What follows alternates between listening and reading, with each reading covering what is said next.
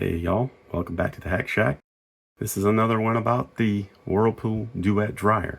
So we had a situation where we thought the dryer was having some trouble because we'd moved some stuff from the washer to the dryer, start the dryer, then walk away, and we'd come back and after what would be a normal amount of time, and we noticed that the clothes weren't fully dry in the dryer.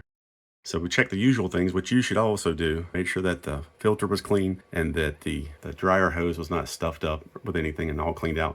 And that's a thing to do. If you've never done that, make sure you do that on the regular. That is a way to get a fire going if you do not keep those things clean. Make sure that filter's clean or it definitely will mess with your drying. That wasn't our problem. Finally, what we realized was happening was that every once in a while, things would bump the door a little bit.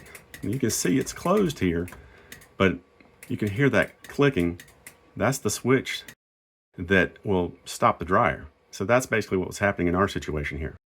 So I opened things up.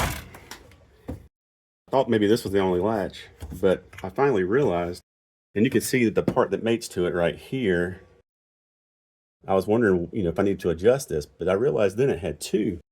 And look, this is where the one up here is supposed to be. You can see that there's nothing here. So I went on Amazon and got a little package that has a pair of these. So I'm going to stick that in here, and that should hopefully get rid of our issues with this happening. And I just wanted to throw this out here because that might help save you some trouble if you have a Whirlpool Duet that seems to be stopping the drying cycle early, and maybe you don't realize that it's the latch is the issue. So the door side is pretty straightforward here. So it needs to go like this, and it's just going to go in here like this and just press in. There, so it takes a little bit of force. Probably not as bad if you're not trying to do it one hand like I am here. So that's that side. And it does have a replacement one for this. So let me see if I can just get this one out with some pliers by squeezing up and down, and I will replace it. All right, so here's this. I'm gonna see if I can just squeeze these down and pull this out. I think I got one side there. Yep.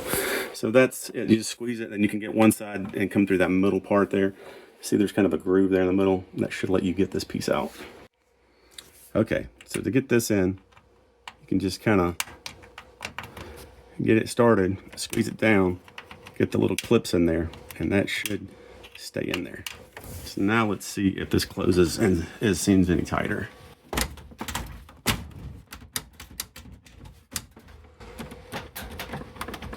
I don't think that's quite as loose, and hopefully this makes things better, and maybe this will help you out if you're having the same situation. I'll put a link to the Amazon part that I got for this. Thanks a lot. Bye. Hey, if you made it this far, thanks for watching. Hope to see you again next time. Take care. Bye-bye.